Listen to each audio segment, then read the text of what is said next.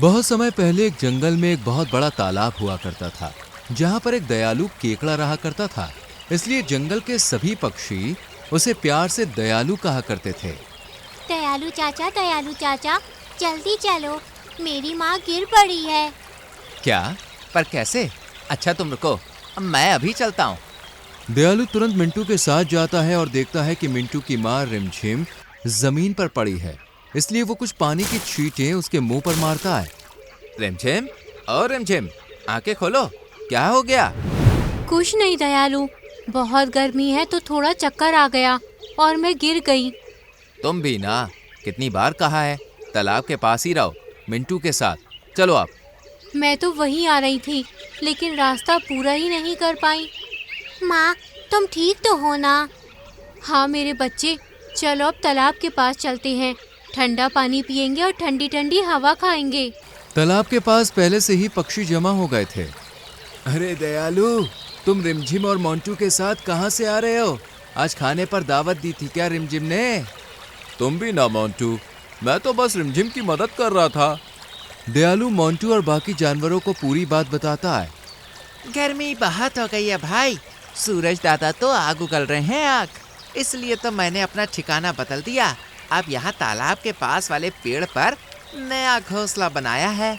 यहाँ बहुत ठंडक रहती है। बनाया नहीं है कालू, किसी और का हथिया लिया है। मोंटू यार, मजाक नहीं। गलत क्या कहा है मैंने? खैर छोड़ो, भाभी जी आने वाली है तो इतना तो बनता है। अरे हाँ हाँ, हम तो भूल ही गए कि हमारा कालू शादी करने वाला है। दयालु, तुम तो मेरे अच्छे दोस्त हो, इनके साथ मजाक मत करो। मतलब तुम शादी नहीं करोगे? नहीं करूँगा मतलब? नहीं करूँगा मतलब। सभी मजाक कर ही रहे थे कि तभी पीलू की नजर चीते पर पड़ती है। अरे नहीं, ये तो जगीरा है। दोस्तों, जगीरा तो इधर ही आ रहा है, फौरन छुप जाओ। ओह, तो यहाँ है गीदड़ों की फौज। अच्छा वो जो सभी एक साथ ही मिल गए। आज तो मैं इस मिंटू के नरम नरम शरीर को खाकर अपनी भूख मिटा ही लूंगा। जगीरा, खबरदार, जो मिंटू की तरफ बढ़े भी तो। मिंटू भाग। रिमझिम जैसे ही मिंटू को लेकर भागती है, जगीरा उनके पीछे दौड़ना शुरू कर देता है। अरे नहीं, अगर जगीरा के हाथ रिमझिम या मिंटू लग गए तो आज अनर्थ हो जाएगा। हाँ, आइडिया। दयालु जगीरा के पीछे जाता है और मौका मिलते ही उसकी पीठ पर चढ़कर उसे काटने लगता है।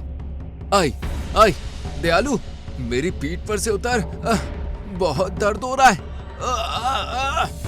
ये तो तुझे रिमझिम और मिंटू पर हमला करने से पहले सोचना चाहिए था। आज तो मैं तुझे काट काट के छलनी कर दूंगा। मुझे माफ कर दयालु, आगे से ऐसी गलती नहीं होगी। तेरा क्या भरोसा, पिछली बार भी तूने ऐसा ही कहा था। आज तो मैं तेरा भरता बनाकर ही रहूंगा। मैं वादा करता हूँ, पर जल्दी उतर, बहुत दर्द हो रहा है। तो वादा कर जगीरा कि आज के बाद जंगल के किसी भी जानवर को नुकसान नहीं पहुंचाएगा। हाँ हाँ, वादा। अब उतर उतर जल्दी। दयालु जगीरा को छोड़ देता है और जगीरा फुर्ती में यहाँ से भाग जाता है। एक बार फिर तुमने बचा लिया दयालु, तुम्हारे एहसान बढ़ते ही जा रहे हैं हमारे ऊपर। शुक्रिया दयालु चाचा। सच में यार दयालु, तुम बहुत बहादुर हो। यही एकमात्र कारण है जो मैं तालाब के पास रहता हूँ। अब मुझे किसी से कोई खतरा नहीं। हाँ, क्योंकि असली खतरा तो तुम ही हो। इसी तरह हंसी मजाक के दिन गुजरने लगते हैं और एक दिन, बहुत दिन हो गए जंगल में कहीं घूमा नहीं हूँ मैं। चलो आज एक चक्कर लगाकर आता हूँ। दयालु जंगल में टहलते हुए तालाब से काफी दूर आ गया था। तभी उसे किसी के जोर जोर से चिल्लाने की आवाज आती है। बचाओ, कोई तो बचाओ, मेरी मदद करो। क्या यहाँ कोई नहीं है? ये किसकी आवाज है? लगता है जैसे मानो कोई मुसीबत में है। चलो मुझे चलकर देखना चाहिए। दयालु जब आवाज की दिशा में जाता है तो वहां एक पिंजरे में पिंटू मुर्गा कैद था। तुम कौन हो और इस पिंजरे में तुम्हें किसने कैद किया? कुछ मत पूछो दोस्त, मेरा नाम पिंटू है। मैं पास के ही जंगल का रहने वाला हूँ। यहाँ खाना ढूंढते हुए जंगल में घूम रहा था कि तभी यहाँ मुझे बहुत सारा दाना नजर आया। आसपास कोई नहीं था तो मुझे भी लालच आ गया और मैं यहाँ दाना खाने के लिए चला आया। पिंटू, तुम्हें समझना चाहिए कि जंगल में शिकारियों की संख्या बढ़ती जा रही है और ये किसी की चाल हो सकती है, इसलिए सावधानी जरूरी है मेरे दोस्त। आज के बाद ऐसा नहीं होगा। तुम मुझे बचा लो, वरना ना जाने मेरा क्या होगा। कुछ भी नहीं होगा। तुम अभी मेरे साथ मेरे घर चलोगे, जहाँ मैं तुम्हारे लिए अच्छे अच्छे पकवान बनाऊंगा और तुम खाओगे। पर कैसे? मैं तो यहाँ कैद हूँ। बस थोड़ी देर। दयालु तुरंत अपने नुकीले दांतों से उस पिंजरे को काट देता है और पिंटू को लेकर अपने घर चला जाता है। तुमने तो कमाल ही कर दिया। तुम बहुत अच्छे हो। अगर तुम सही वक्त पर ना आते तो शायद आज मैं जिंदा ही नहीं होता। अब तुम बिल्कुल चिंता मत करो, यहाँ पर तुम बिल्कुल सुरक्षित हो। तुम चाहो तो मेरे घर में रह सकते हो, या फिर मैं तुम्हारे लिए एक घर बनाने में मदद करूँगा जिसमें तुम आराम से रहना। अरे मेरे दोस्त, कोई बात नहीं, मैं खुद बना लूँगा। इस तरह पिंटू भी यहीं रहने लगता है। सब कुछ ठीक चल रहा था, लेकिन एक दिन दयालु की आंख शोर शराबे के साथ खुलती है। ये कैसा शोर है? ठीक से कोई सोने भी नहीं देता। इतनी अच्छी नींद आ रही थी। क्या हुआ है बाहर? चलकर देखना पड़ेगा। जरूर कोई मुसीबत है। दयालु दयालु, जल्दी बाहर आओ, देखो तो क्या हो रहा है। पिंटू, लगता है बाहर कुछ गड़बड़ है, चलकर देखना पड़ेगा।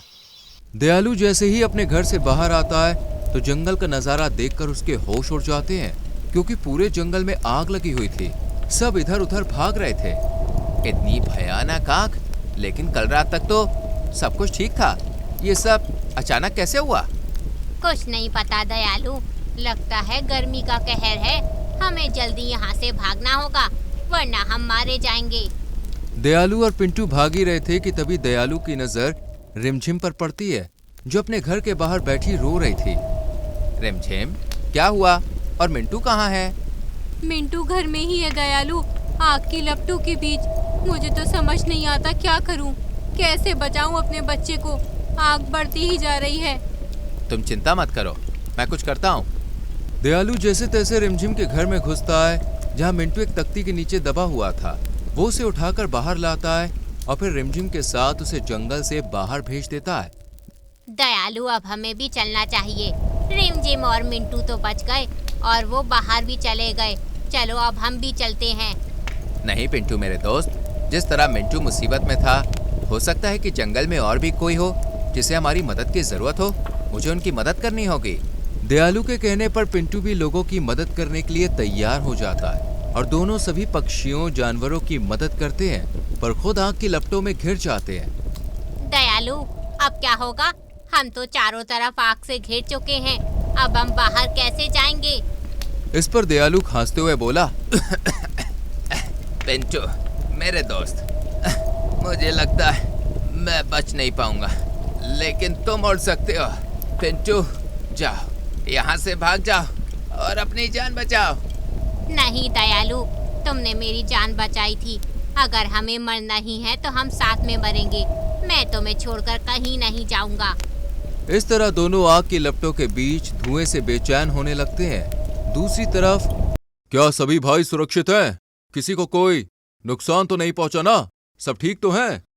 हाँ महाराज, हम सब ठीक हैं, लेकिन अगर दयालु ना होता तो शायद आज मेरा बच्चा जिंदा ना होता।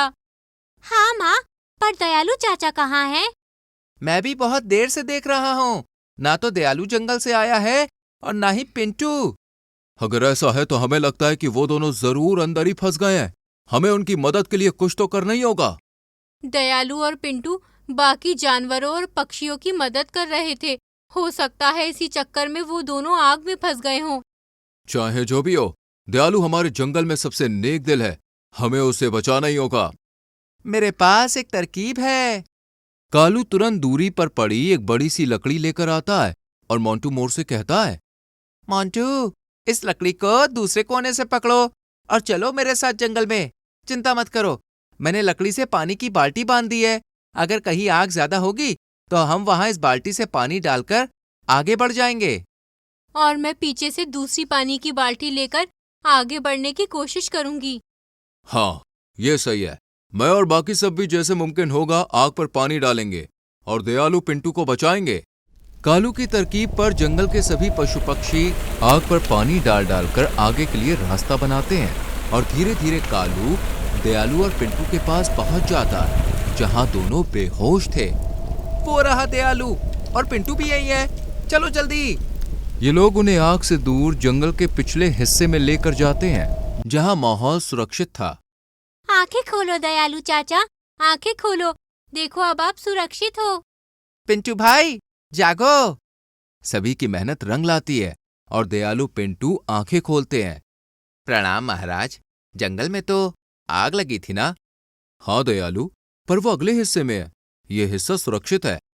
पिंटू कैसे हो मेरे भाई? मैं ठीक हूँ दयालु, और तुम?